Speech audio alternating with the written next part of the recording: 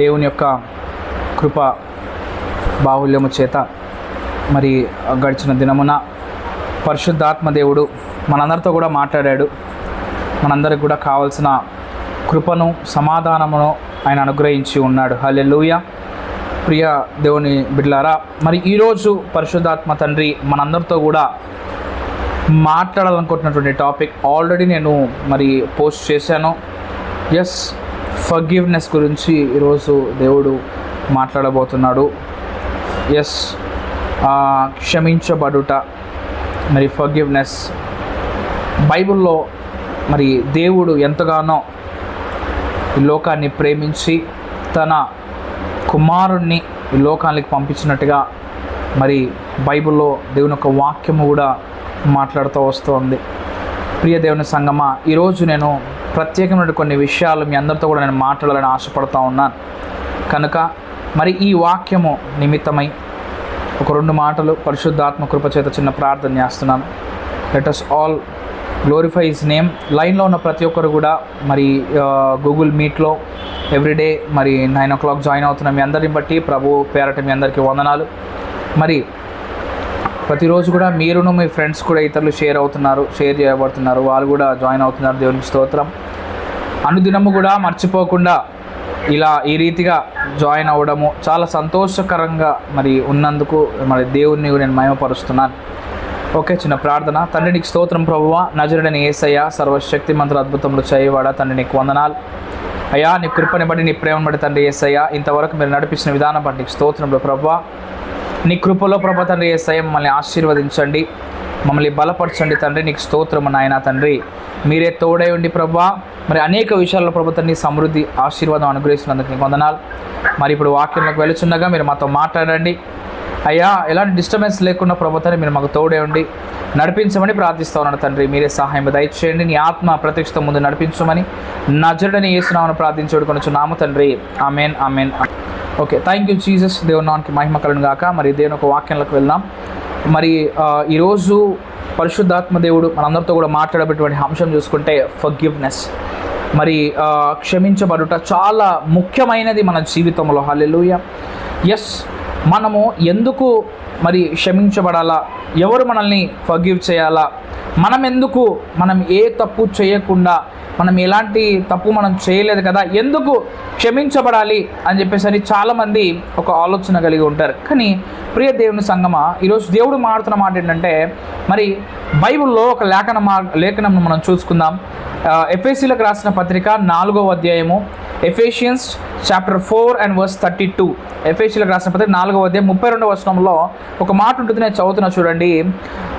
ఒకని యెడల ఒకడు దయ కలిగి కరుణా హృదయులై క్రీస్తునందు దేవుడు మిమ్మల్ని క్షమించిన ప్రకారము మీరును ఒకరిని కొరకు క్షమించుడి. హల్లెలూయా.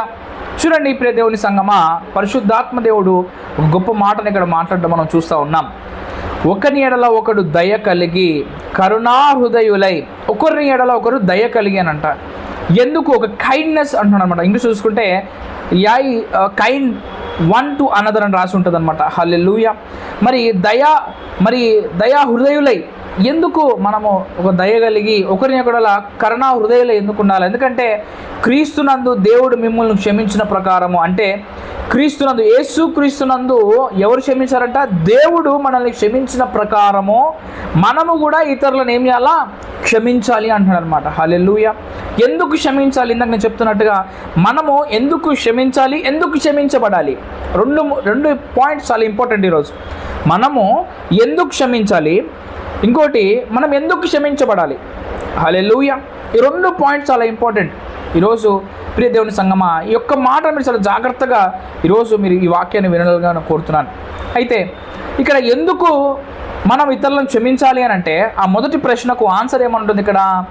ఒకని యెడల ఒకడు దయ కలిగి కరుణా హృదయులై, కరుణించాలి, మనము కరుణ చూపించాలి. క్రీస్తునందు దేవుడు, అంటే క్రీస్తునందు, యేసు క్రీస్తునందు ఆ దేవాది దేవుడు మనల్ని క్షమించాడంట. దేవునికి స్తోత్రం. హల్లెలూయా. ఆ దేవాది దేవుడు మనల్ని క్షమించడం వల్ల, ఆ క్షమించిన ప్రకారము మనము ఒకరినొకరు క్షమించుకొనుడి. హల్లెలూయా. ఈరోజు ఎందుకు మనము క్షమించాలి ఇతరులు అని అంటే, నీ ఎడల ఎవరైనా తప్పిదము చేసినా, నేను అసహించుకున్నా, నేను ద్వేషించినా, చాలా విషయాలలో మనము ఇతరులను క్షమించలేం.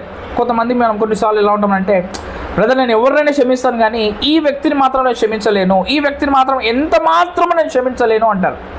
ఒక విషయాన్ని గుర్తుపెట్టుకోండి, మనము క్షమించకపోతే ఏం జరుగుతుందో కూడా నేను ముందు చెప్తాను.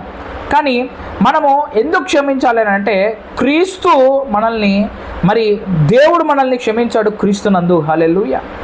మనము చేసిన అటువంటి అతిక్రమములు, మనం చేసినటువంటి పాపములు, చూడండి బైబిల్ అంటుంది పాపం వల్ల వచ్చే జీతం ఏంటి? మరణము.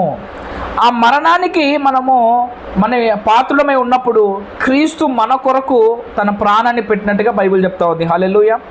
మన నిమిత్తమైన ప్రాణం పెట్టాడంట. అందుకనే ఆయన మన పాపాలన్నీ క్షమించాడు కనుక ప్రియ దేవుని సంగమా, మనము ఒకరినొకరు క్షమించుకోవాలా. We should forgive. హల్లెలూయా. చూడండి ఇంకొక వచనాన్ని నేను చూపిస్తాను బైబిల్లో నుంచి. మత్తయి సువార్త 6వ అధ్యాయము 14వ వచనమును, డైరీ ఉన్న వాళ్ళు రాసుకోండి, ఈ వాక్యాలు వచనాలు రాసుకోండి, మళ్ళీ ఒక్కసారి మీకు ఉపయోగపడుతుంది, మళ్ళీ మీరు తీసి చదువుకోవడానికి చాలా ముఖ్యపడుతుంది. ఇదంతా కూడా చాలా అవసరం అవుతుందని చెప్తా ఉన్నాను. అయితే 6వ అధ్యాయము 14వ వచనం చూస్తే, మనుషుల అపరాధములు మీరు క్షమించిన ఎడలా, ఎవరి అపరాధములంట? మనుషుల అపరాధములు మీరు క్షమించిన ఎడలా మీ పరలోకపు తండ్రియు మీ అపరాధములను క్షమించును. హల్లెలూయా. చూడండి ప్రియ దేవుని సంగమా, ఎంత స్పష్టంగా దేవుని ఒక వాక్యం సెలవిస్తుంది చూసారా అండి. మనుషుల అపరాధములు మీరు క్షమించిన ఎడలా, ఎవరైతే మనుషులు ఈ భూమి మీద ఉన్నారో వారిని ఎవరైతే నిన్ను వారు చేసిన అపరాధములు నీ పట్ల ఏదైనా చాలా కఠినటువంటి తప్పు నీ జీవితంలో చేసి ఉండొచ్చు, క్షమించరా అని తప్పు చేసి ఉండొచ్చు, అయినా కూడా నువ్వు వారిని క్షమించినట్లా మీ పరలోకపు తండ్రి మీ అపరాధములను క్షమిస్తాడు అంటున్నాడు. అంటే మీ పరలోకపు తండ్రి మీ యొక్క అపరాధములను క్షమిస్తాడంట. హల్లెలూయా. ఈరోజు మనము క్షమించబడాలి, క్షమించిన ఎడలా క్షమించబడుతున్నాము. హల్లెలూయా. అర్థమవుతుందండి. ఈ 2 పాయింట్స్ చాలా ఇంపార్టెంట్. ఒకటి, మనము క్షమించినప్పుడు దేవుని చేత క్షమించబడుతున్నాం. హల్లెలూయా. ఆయన మనల్ని క్షమిస్తున్నాడు. God is forgiving us. మనం ఎప్పుడైతే ఫర్గివ్ చేయబడతామో మనము ఆ నిత్య నరకం నుంచి తప్పించబడతామో, మనం ఎప్పుడైతే క్షమించబడతామో మనము ఆ నిత్య నరకము నుంచి యుగయుగాలు అపవాది వాడి కొరకు వాడి యొక్క అనుచరుల కొరకు సిద్ధపరిచినటువంటి ఆ నిత్య నరకములో మనం పడకుండా, హల్లెలూయా, మనం పడకుండా తప్పించుకోగలుగుతున్నామంట. ఎలా? మనము ఇతరులని క్షమించినప్పుడు. అంటే ఒకసారి గమనించండి, యేసు ప్రభు మనందరి నిమిత్తము శిలువలో ప్రాణం పెట్టాడని నమ్మి మనం బ్యాప్టిజము తీసుకొని రక్షణ పొందుకొని దేవుని నమ్ముకున్న తర్వాత కూడా మనం చేసిన అతిక్రమణలను బట్టి మన మీదకి శిక్ష రాదంటారా? మన మీదకి ఆ యొక్క నిత్య నరకానికి వెళ్ళేటువంటి మార్గమునకు మనం సిద్ధపడిన వారం అవుతామా? అవుతాం. దేవుడు మనం రక్షించినప్పటికీ కూడా మనం మరలా అదే పాపములు చేస్తూ, చూడండి, పాపం అంటే నువ్వేదో అబద్ధం ఆడడమో లేకపోతే దూషించడమో అచ్చేయడం ఇచ్చడం కాదు. నీ పట్ల ఎవరైనా అవిధేయత కలిగి ఉండి, నీ పట్ల ఎవరైనా విధేయత కలిగి లేకుండా, నీ పట్ల ఎవరైనా కీడు చేస్తున్నట్లయితే, నేను ఇబ్బంది పెడుతున్నట్లయితే, నీ ఆస్తి గుంజుకుంటున్నట్లయితే, లేకపోతే నిన్ను అనారోగ్యానికి గురి చేస్తున్న వాళ్ళైతే, ఎలాంటి పరిస్థితుల్లో అయినా కానీ నువ్వు వారిని క్షమించకపోవడం వల్ల కూడా నువ్వు క్షమించబడట్లేదు. హల్లెలూయా. కొన్ని బ్లెస్సింగ్స్ ఆగిపోతూ ఉన్నాయి. చాలామంది జీవితాల్లో ఇదే జరుగుతూ వస్తుంది. నువ్వు క్షమించకపోతే ఇక్కడ ఏం జరుగుతుంది? నువ్వు క్షమించబడట్లేదు. అందుకే చాలా బ్లెస్సింగ్స్ నీ జీవితంలో ఆగిపోవడం నువ్వు చూస్తావు. ప్రార్థిస్తూనే ఉంటావు, రోజు ప్రార్థిస్తావు, ఉపవాసం ఉండి ప్రార్థిస్తావు, ఎందుకు ఇది జరగట్లేదు, ఎందుకు ఇది అవ్వట్లేదు అని చూస్తుంటే నువ్వు ఒక వ్యక్తిని నువ్వు క్షమించలేదు. ఆ వ్యక్తిని నువ్వు క్షమించినట్లయితే ఈరోజు దేవుడు నీ పట్ల నీ క్షమించి నీకు అడిగింది దేవుడు నీకు ఇచ్చేవాడు కదా. హల్లెలూయా. ఇక్కడ అదే రీతిగా దేవుడి ఇక్కడ మాట్లాడడానికి, మనుషుల అపరాధములు మీరు క్షమించిన ఎడలా, మనుషుల అపరాధములు మీరు క్షమించినట్లయితే మీ పరలోకపు తండ్రి మీ అపరాధములు ఏం చేస్తాడంట? క్షమిస్తాడు. క్లియర్గా కాంటాక్ట్, ఇదిగా వాక్యం క్లియర్గా చెప్తా ఉంది, ఆయన మిమ్మల్ని క్షమిస్తాడు. ప్రియ దేవుని సంగమా, నిజంగా ఇంకా ఎవరినైనా మనం క్షమించకుండా ఉన్నట్లయితే, ఎవరైనా నీ హృదయంలో నిజంగా ఈ వ్యక్తిని క్షమించలేనయ్యా, నాతో అవ్వదయ్యా అనుకుంటే, you have to forgive them. నువ్వు ఫర్గివ్ చేయి వాళ్ళని, క్షమించు వాళ్ళని, నువ్వు క్షమించబడతావు. హల్లెలూయా. అర్థమవుతుందండి దేవునికి స్తోత్రం. హల్లెలూయా. చూడండి ఇంకొక వచనాన్ని చూసుకుందాము. మత్తయి సువార్త 18వ అధ్యాయము 21వ వచనం అందరూ తీయాల. మత్తయి సువార్త 18వ అధ్యాయము 21వ వచనంలో ఈ యొక్క మాట మనము చూస్తాం. ఆ సమయమున పేతురు ఆయన యొద్దకు వచ్చి, ప్రభువా, నా సహోదరుడు నా ఎడల తప్పిదము చేసిన ఎడల నేను ఎన్ని మార్లు అతన్ని క్షమించవలను అని పేతురు యేసుప్రభు దగ్గరకు వచ్చి ఒక ప్రశ్న వేస్తున్నాడు. ఏమన్నా, అయ్యా, మరి నా సహోదరుడు నా ఎడల 7 మార్లు తప్పు చేస్తే నేనేం చేయాలా? నన్ను మరి 7 మార్లైనా నా ఎడల తప్పిదం చేస్తే, నన్ను బాధ పెడితే, నా ఎడల ఇలాంటి తప్పు చేస్తే నేను క్షమించాలా అని దేవుని ప్రశ్నించినప్పుడు అప్పుడు యేసయ్య అంటాడు, 7 మార్లు మాత్రమే కాదు, 77 సార్లు అయినా కానీ ఆ వ్యక్తి తప్పు చేస్తున్నా అతను క్షమించాలని చెప్పి యేసు ప్రభు చెప్తా ఉన్నాడు. కింద వచనం చూస్తున్నాను. హల్లెలూయా. ఎంతమందికి అర్థమవుతుందండి? అందుకే ఇక్కడ యేసు ప్రభు కూడా పేతురుతో క్లియర్గా చెప్తా ఉన్నాడు. పేతురు డౌట్ వచ్చింది, మీరు ఒకరినొకరు క్షమించుకోవాలి అని దేవుడు బోధిస్తున్నప్పుడు పేతురు అంటాడు, అయ్యా, ఒక్కసారి తప్పు చేస్తే క్షమిస్తాం, ఓకే, 2 సార్లు తప్పు చేస్తే క్షమిస్తాం, చేసిన తప్పే మళ్ళా చేస్తే ఆ వ్యక్తిని ఎలా క్షమిస్తాము? మనం క్షమించలేము కదా. అది అయ్యా ఎలా అయ్యా అసలు అని దేవుడినే ప్రశ్న అడిగాడు. యేసు ప్రభుని ఒక ప్రశ్న అడిగాడు. కానీ యేసయ్య చెప్పిన జవాబు చూడండి, ఎన్నిసార్లు అయినా కూడా ఆ వ్యక్తిని ఏం చేయాలంట? క్షమించాలని చెప్పి క్లియర్గా బైబిల్ చెప్తా ఉంది. హల్లెలూయా. దిస్ ఈజ్ వాట్ మనము అందుకే క్లియర్గా దేవుని ఒక వాక్యం సెలవిస్తున్నప్పుడు ఆ వచనాన్ని, ఆ మాటలు మనం చాలా జాగ్రత్తగా వినాలి. హల్లెలూయా. సరే, అన్నిసార్లు అయినా కూడా క్షమించడానికి నీవు పూనుకొని ఉండాలని చెప్పి క్లియర్గా చెప్తున్నాడు దేవుడు. హల్లెలూయా. పేతురుతో చెప్పిన ఈ మాటను మనం జాగ్రత్తగా ఒకసారి మనం గుర్తుంచుకోవాలి. ఎందుకు యేసు ప్రభు ఇంత క్లియర్గా క్షమాపణ విషయంలో ఇంత క్లియర్గా యేసు ప్రభు ఎందుకున్నాడు? ఆయన ఎందుకు ఈ అపరాధములను మరి మన ఎడల తప్పిదం చేసిన వారిని ఎందుకు క్షమించమని యేసయ్య ఇంత పర్టికులర్గా ఉన్నాడు? మనము చాలా జాగ్రత్తగా క్లియర్గా విషయం తెలుసుకోవాలి. ఎందుకంటే ఆయన ఈ లోకములో మనము సర్వలోకము యొక్క పాపములన్నీ కూడా ఆయన శిలువ పైన భరించి ప్రాణమును పెట్టి రక్తము చిందించి మరి తండ్రి ఆయనని ఎందు నిమిత్తమైతే పంపాడో ఆ పనిని పూర్తి చేశాడంట. హల్లెలూయా. చూడండి, అందుకే శిలువ పైన యేసు ప్రభు కూడా మరి శిలువ పైన ఉన్నప్పుడు ఏమంటాడంటే, అయ్యా తండ్రి, వీరు ఏమి చేస్తున్నారో వీరికి తెలియదు అయ్యా, వీరిని ఏం చేయాలా? క్షమించండి అని చెప్తా ఉన్నాడు. ఫర్గివ్ దెమ్ అంటున్నాడు అన్నమాట. They don't know what they are doing. వారు ఏం తప్పు చేస్తున్నారో, వారు ఏ పాపం చేస్తున్నారో వాళ్ళకి తెలియదు. అందుకే అయ్యా వారిని క్షమించు అని చెప్పేసి అంటున్నాడు. ఫర్గివ్. అందుకే శిలువలో ఒక మాట కూడా క్షమించడం అన్న మాట ఎందుకు అక్కడ క్లియర్గా ఆయన మెన్షన్ చేశాడనంటే, నువ్వు విడిపించబడతావు.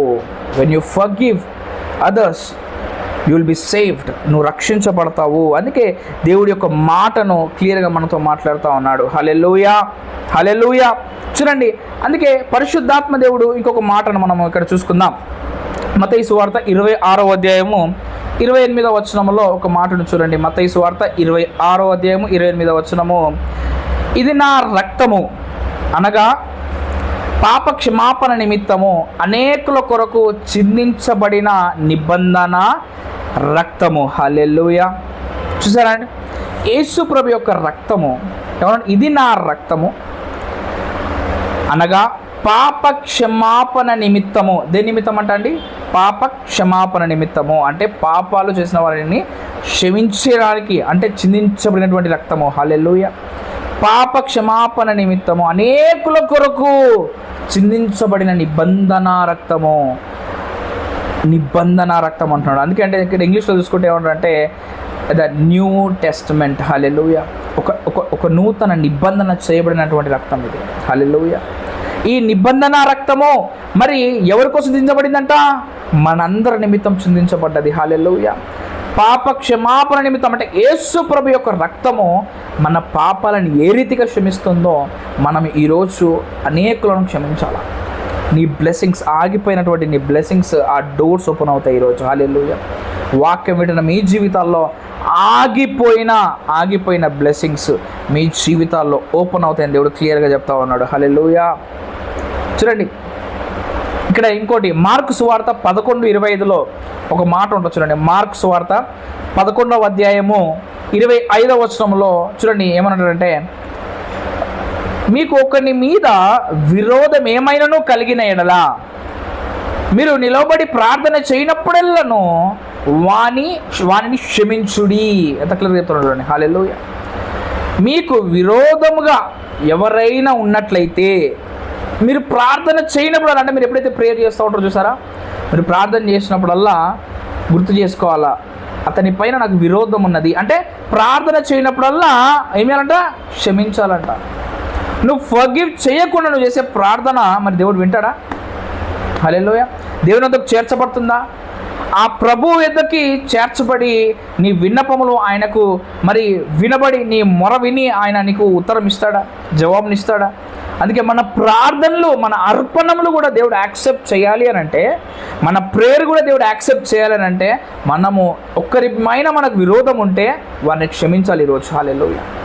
నీ భర్తే కావచ్చు, నీ భార్య కావచ్చు, మీ తల్లే కావచ్చు, తల్లిదండ్రులే కావచ్చు, అత్తమామే కావచ్చు, మీ చెల్లె కావచ్చు, మీ పిన్నే కావచ్చు, మీ బాబాయ్ కావచ్చు, మీ పొరుగువారే కావచ్చు, మీ కుటుంబ సభ్యులు కావచ్చు, మీ పాలలు కావచ్చు, మీ రిలేటివ్స్ కావచ్చు, నీ స్నేహితులు కావచ్చు, నీ కొలీగ్స్, నీ పనిచేస్తున్నటువంటి చోట నీ కొలీగ్స్ కావచ్చు, అవునా, ఎవరైనా కానీ నీ పట్ల ఒక మరి తప్పిదము చేసినట్లయితే, ప్రియ దేవుని బిడ్డలారా, చాలా జాగ్రత్తగా ఒక మాటను గుర్తుపెట్టుకోండి.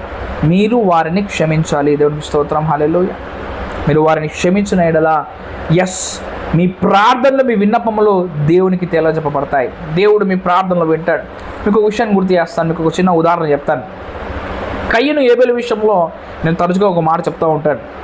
కయ్యను ఇంకా ఏబేలు ఇద్దరు కూడా మరి వారి అర్పణలను మరి ఆదాము తీసుకొని రండి, మరి మీ యొక్క అర్పణలను దేవునికి సమర్పించుకోవాలి అన్నప్పుడు మరి కయ్యను ఎప్పుడు కూడా మరి ఏబేలు పైన కొంచెం అసూయ, ద్వేషము, కొంచెం కోపంగా, మరి తమ్ముని ఇష్టపడకుండా ఎప్పుడు చూసినా కూడా మరి అతని ఎడల ఒక మంచి హృదయం కానీ, మంచి ఆలోచన కానీ ఎప్పుడు కూడా ఉండదు.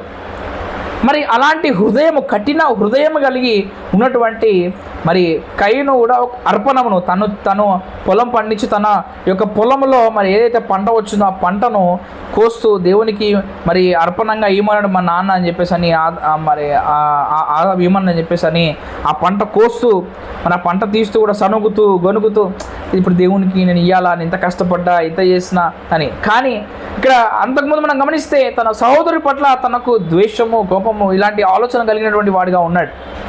మరి సొంత సహోదరుడి పైన మరి ఒక చెడు హృదయం కలిగినటువంటి ఆలోచన కలిగి ఈ వ్యక్తి ఉన్నప్పుడు మరి ఇద్దరు అర్పణలు తీసుకొని వస్తారు. మరి ఏబేలు చూసుకుంటే తను ఇష్టంగా పెంచుకున్నటువంటి ఆ గొర్రెల మందల నుంచి ఒక గొర్రె పిల్లను మరి అక్కడ బలిగా అర్పణంగా బలిపీఠం దగ్గరకు వచ్చి ఆ బలిపైన మరి ఆ బలిపీఠం పైన పెట్టినప్పుడు, ఏబేలు యొక్క అర్పణాన్ని పెట్టినప్పుడు మరి పరలోకమందున్నటువంటి తండ్రి ఆ అర్పణను మరి అంగీకరిస్తాడు. హల్లెలూయా. ఎందుకంటే మరి ఏబేలు ఎప్పుడు చూసినా కూడా మరి తన తండ్రిని, తన సహోదరుని ఎప్పుడు ప్రేమిస్తూ, ఎలాంటి ఈర్ష కానీ, కోపం కానీ, మరి తన ఎడల ఎలాంటి తప్పుడు ఆలోచనలు కానీ ఈ వ్యక్తికి లేదు. ఎప్పుడు అందరిపైన ప్రేమ చూపిస్తూ, తల్లిదండ్రుల ప్రేమ, మరి అన్న అంటే ప్రేమ, ఇలాంటి ప్రేమ కలిగి ఉన్నాడు అతను. తన అర్పణను దేవుడు అంగీకరించాడు. కానీ అన్న కయ్యను విషయంలో చూసుకుంటే తాను అర్పించిన అర్పణాన్ని మరి దేవుడు అంగీకరించలేదు. పెట్టాడు, చాలా సమయం గడిచింది, 1 గంట 2 గంటలు అయిపోయింది, కానీ దేవుడు యొక్క అగ్ని రావట్లేదు, ఆ యొక్క బలిని అర్పణనే తీసుకోవట్లేదు.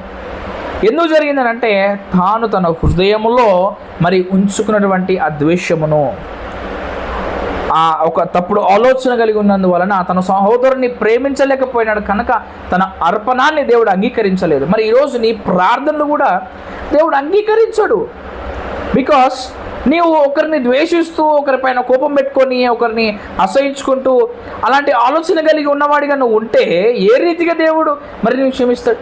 ఏ రీతిగా దేవుడిని ప్రార్థన వింటాడు? అందుకే చాలామంది ప్రార్థనలకు ఇప్పటికీ జవాబు ఉండదు, చాలామంది ప్రార్థనలకు ఇప్పటికీ ఆన్సర్స్ రావు. ప్రియ దేవుని బిడ్డలారా, ఈరోజు పరిశుద్ధాత్మ దేవుడు మాట్లాడుతున్న మాట అంటే నువ్వు విడిపించబడాలని దేవుడు ఆశపడతా ఉన్నాడు, నువ్వు రక్షించబడాలని దేవుడు ఆశపడతా ఉన్నాడు. ఇన్ని రోజుల సంది నువ్వు ఎక్కడో స్టక్ అయిపోయినటువంటి ఆలోచన కలిగి నువ్వు జీవితంలో జీవిస్తున్నావేమో, ఉద్యోగం కోసం ప్రయత్నిస్తున్నావు, నీకు జాబ్ దొరకట్లేదు. నువ్వు ఈరోజు మరి నీకు ఫ్యామిలీలో ఎన్నో గొడవలు, కొట్లాటలు, మరి నన్ను తిట్టాడని, నన్ను అసహించుకున్నాడని, లేకపోతే మా అత్త నాతో మారతలేదని, లేకపోతే మా అత్త ఇదన్నదని, మా కోళ్ళు ఇదన్నదని, లేకపోతే మా తల్లిదండ్రులు ఇట్లా అన్నారని, మా అత్తమామ ఇలా అన్నారని, నువ్వు ఒకరి పైన ద్వేషం కలిగి ఉంటే, ఒకరిని అసహించుకుంటే, ఒకరి ఎడలను ఒక ప్రేమ కలిగి లేకపోతే ఒకసారి గుర్తుపెట్టుకొని, నీ అర్పణ దేవుడు నేను ఏ రీతిగా నిన్ను క్షమిస్తాడు. ఆయన నిన్ను క్షమించాలంటే ఈరోజు నీవు దేవుని యెడల ఆయన చెప్పిన వాక్యాన్ని నువ్వు గట్టిగా ఈరోజు పట్టుకొని నువ్వు ప్రార్థిస్తే, ఎస్ దేవుడు ఈరోజు నా ప్రార్థనను వింటున్నాడు అని నమ్మాలి. హల్లెలూయా. కొన్ని మన జీవితం నుంచి మనం కొన్ని విడిచిపెట్టాలి. కొన్ని మన జీవితంలో మనం ఒకరిని క్షమించాలి అనుకుంటే ఈ గుణాలన్నీ కూడా మనలో ఉండాలి. మనము ఇవన్నీ కూడా మనం చూడాలి. చూడండి, ఆ మాట చెప్తాను ఒకసారి.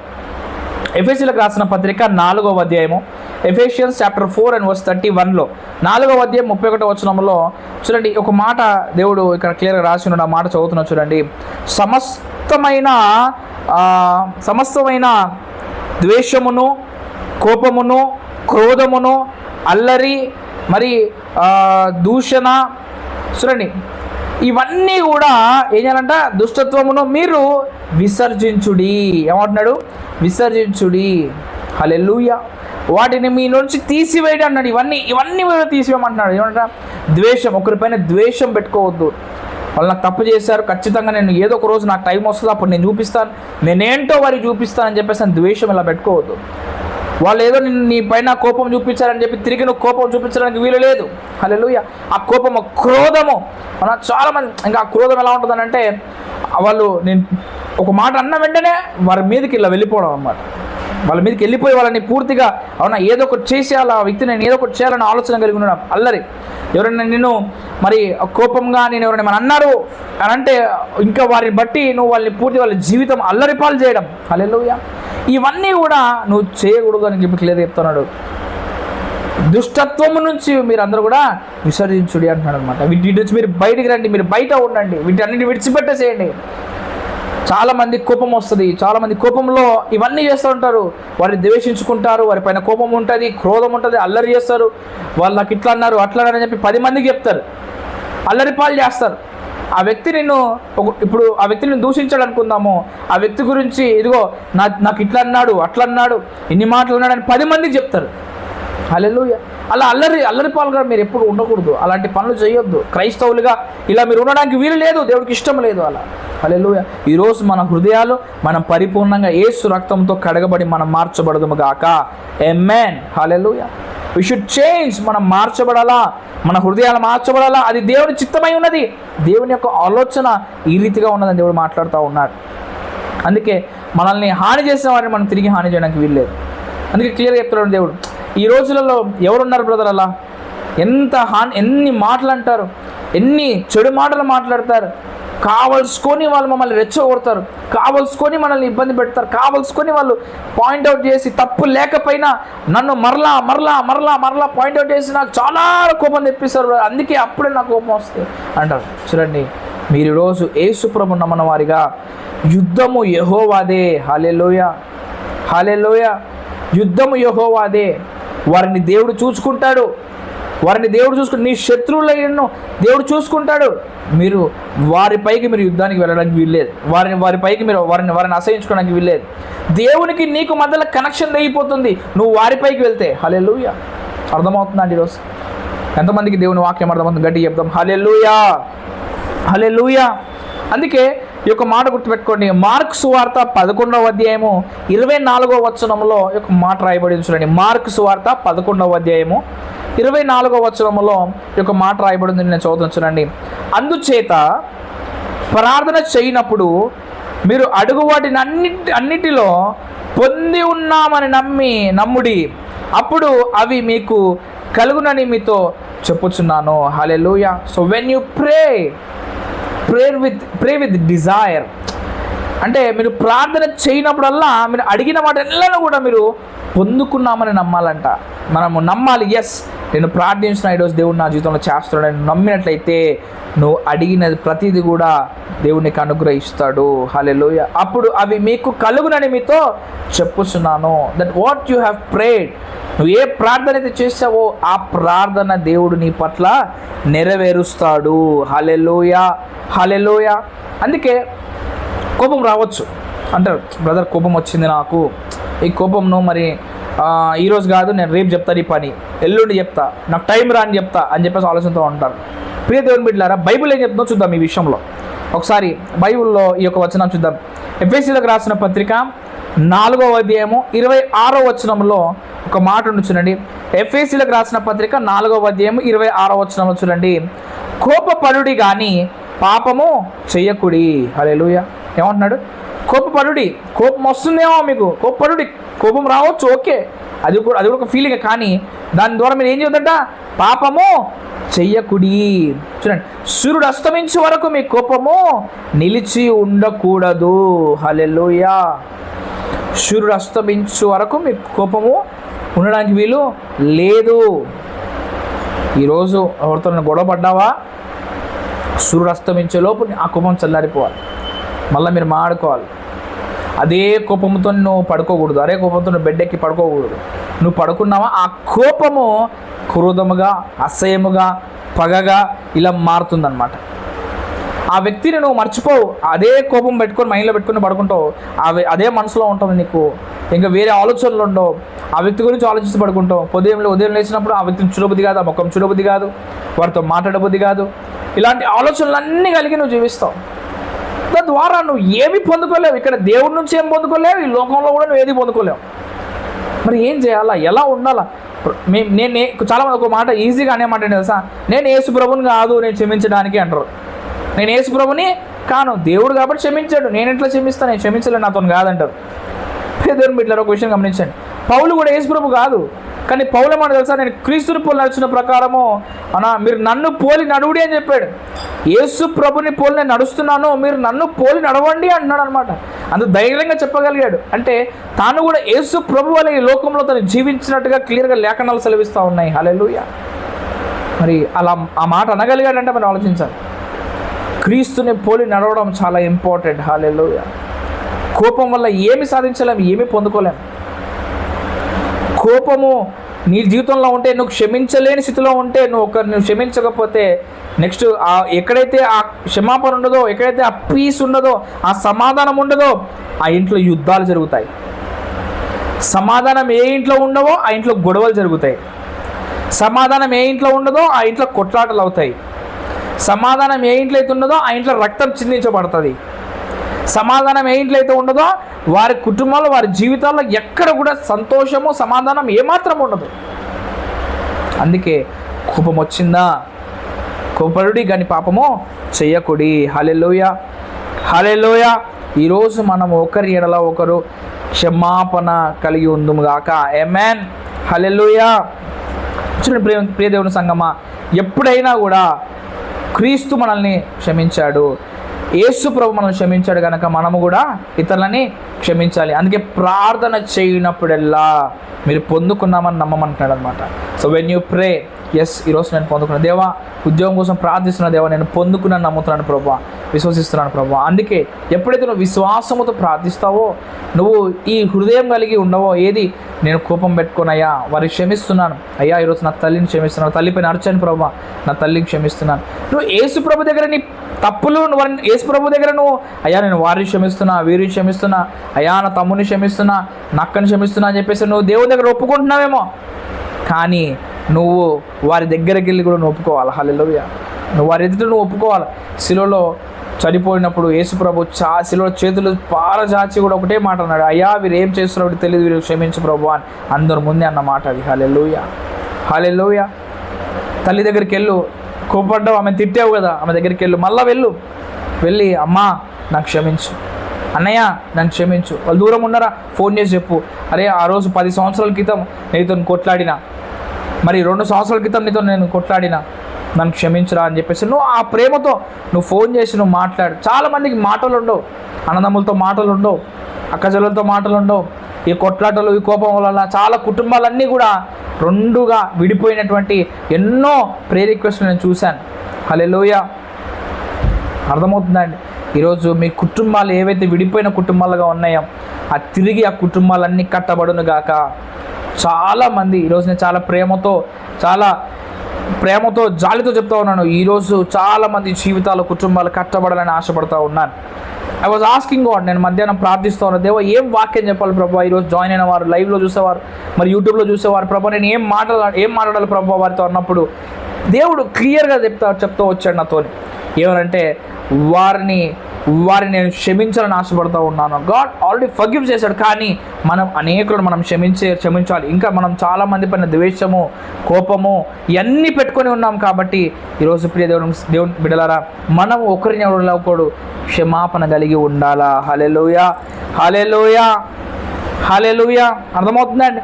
అందుకే దేవుడు మనల్ని క్షమించిన ప్రకారం మనం అనేకులను క్షమించదు గాక. అందుకే ఒక మాట చూడండి పరలోక రాజ్యంలో, మేము మరణస్తులను క్షమించిన ప్రకారం మీరు మరణస్తులను క్షమించుడి. హల్లెలూయా, మరణములను క్షమించుడి అన్నాడు. ఎందుకు ఈ మాట నేను క్లియర్గా చెప్తా ఉన్నానంటే, మనము ఎప్పుడైతే క్షమిస్తున్నామో క్షమించబడుతున్నాము, నువ్వు రక్షించబడుతున్నావు. హల్లెలూయా, గాడ్ ఈజ్ సేవింగ్ యూ. ఆమేన్.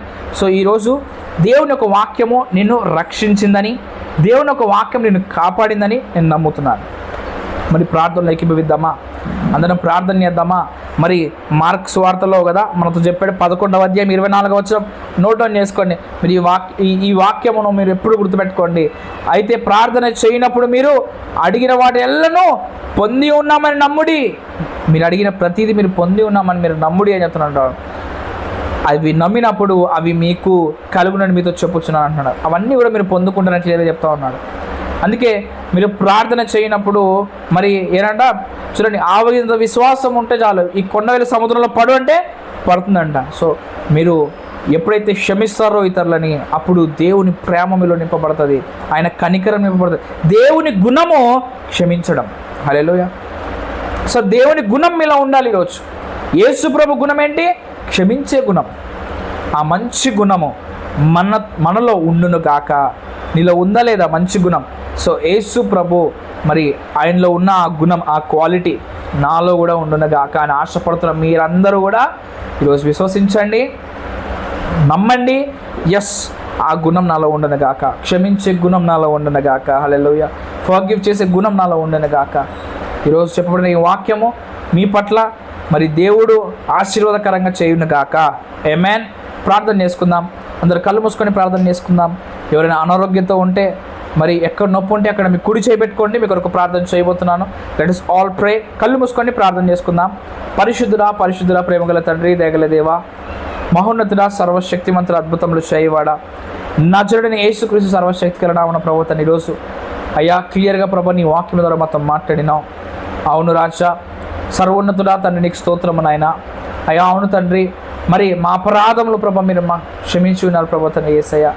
అలాగనే ప్రభు తండ్రి మేము కూడా మడిల ప్రభు తండ్రి యేసయ్య ఎవరైతే తప్పిదములు చేస్తూ ఉంటారో, ఎవరైతే అయ్యా మడిల ప్రభు తండ్రి కోపము కలిగి ఉన్నారో ప్రభు, ఎవరైతే అసూయ కలిగి ఉన్నారో అయ్యా, ఎవరైతే మాతో కొట్లాడారో ప్రభు తండ్రి అయ్యా అవుతుంది, వారందరినీ ప్రభు తండ్రి మేము క్షమించే మంచి మనస్సు, నీ మనస్సు మాకు దయచేయమని ప్రార్థిస్తూ ఉన్నాను. అయ్యా ఈరోజు మాలో నుంచి ఆ రాతి గుణను తీసివేసి మాంసపు గుణను దయచేయండి నాయన. క్షమించే మంచి హృదయం మాకు దయచేయమని ప్రార్థిస్తూ ఉన్నాను తండ్రి. అయ్యా అవును తండ్రి, ఇన్ని రోజులు ప్రభువా నీ ఆశీర్వాదమును మేము కోల్పోయినాం. ఇన్ని రోజులు ప్రభువా నీకు దూరంగా మేము బ్రతికి ఉన్నామా ప్రభా తండ్రి. అయ్యా అవును తండ్రి, మేము ఎన్నో ప్రభా తండ్రి అయ్యా అవును తండ్రి బ్లెస్సింగ్స్ ప్రభుత్వాన్ని పొందుకోలేక నాయన అవును తండ్రి అనేకులను ద్వేషిస్తూ అయ్యా ఈ వాక్యం తెలియక ప్రభా మేము ప్రార్థన చేస్తూనే ఉన్నాం ప్రభా. అయ్యా నువ్వు మా ప్రార్థనలు వింటున్నావేమో అని ప్రార్థన చేస్తూనే ఉన్నాం. కానీ ప్రభా ఈరోజు నేను నమ్ముతున్నాను, నా ప్రార్థన నీకు వినపడాలన్నా, నా ప్రార్థన నెరవేర్చబడాలన్నా, నా ప్రార్థనకు జవాబు రావాలన్నా అయ్యా నేను ఈరోజు అయ్యా అనేకులను క్షమించాలి. క్షమించే హృదయం, ఆ మనస్సు నాలో పుట్టాలని నేను ప్రార్థిస్తున్నాను తండ్రి. రోజు ప్రార్థనలో ఎక్కివేసే ప్రతి బిడ్డ నోటితో పలకండి, యేసయ్యా అయ్యా క్షమించే గుణము నాలో నింపు ప్రభు, క్షమించే గుణము అయ్యా నాలో అయ్యా నింపు నాయన. నేను అనేకులను క్షమించాలి ప్రభు. అయ్యా నా తల్లిని, తండ్రిని, అయ్యా నా సహోదరుని నేను ద్వేషించకూడదు నాయన. నేను ప్రేమించి వారిని క్షమించాలి అయ్యా. మంచి ఈ క్షమించే గుణం నాలో మీరు నింపమని ప్రార్థిస్తున్నాను తండ్రి అని ఈరోజు ప్రతి బిడ్డ నోరు తెరిచి ప్రార్థించండి. దేవానికి స్తోత్రము నాయన. పరిశుద్ధుడా thank you lord. Hallelujah glory to God Jehovah Rapha.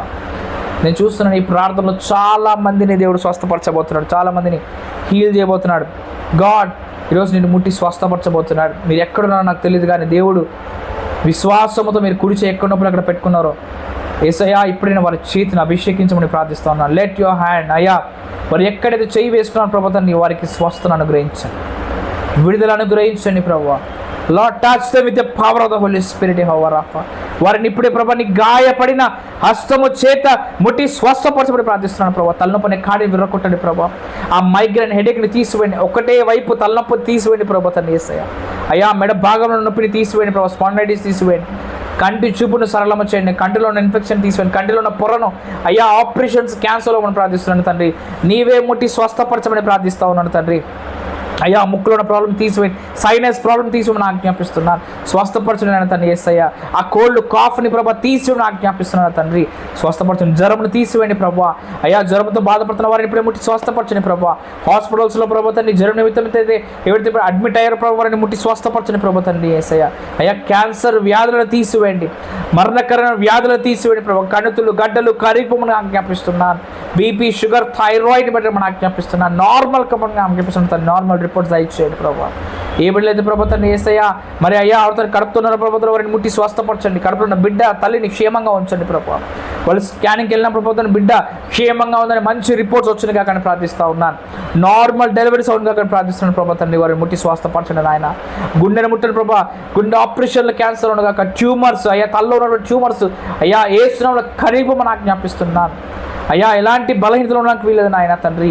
అయ్యా మోకాలు అరికాల నొప్పులు తీసివేయండి. నడుము నొప్పులు తీసివేయండి ప్రభా. కన్న నరాల నొప్పులు తీసివేయండి. అయ్యా నరాల బలహీనతను తీసివేయని ఆజ్ఞాపిస్తున్నాను. స్వస్థపరచండి నాయన తండ్రి.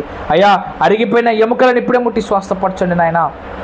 డాక్టర్స్ ప్రభా నీ ఎముకలు అరిగిపోయాయని చెప్పిన వారిని ప్రభా ఇప్పుడే అయ్యా వారిని ముట్టి స్వస్థపరచండి. కనే గర్భంగా మార్చబడంగా గర్భాలు తెరవని ప్రార్థిస్తున్నాను ప్రభా తండ్రి యేసయ్య. అయ్యా 5 సంవత్సరాలు 2 సంవత్సరాలు 10 సంవత్సరాలు ప్రభా అయ్యా 20 సంవత్సరాలు పిల్లలు లేక బాధపడుతున్న వారిని మీరు ముట్టండి ప్రభా తండ్రి. వాళ్ళ గర్భము తెరవమని ప్రార్థిస్తూ ఉన్నాను. అయ్యా వాగ్దానముతో వారిని ఆశీర్వదించండి. ఇర్మియా 1:5 అయ్యా తల్లి గర్భముల రూపము రాకమనిపై అయ్యా జనములకు ప్రవక్తగా ఎన్నుకుంటాను వాగ్దానం చేసిన ప్రభా. అయ్యా ఈరోజు చాలామంది వాక్యమైన అయ్యా బిడ్డల జీవితాల ప్రభా అయ్యా నూతన సేవకులు ప్రవక్తలు అయ్యా పుట్టుదురుగా అక్కడి ప్రవచిస్తున్నాను. God bless them in the name of Jesus. స్వస్థపరచండి నాయన.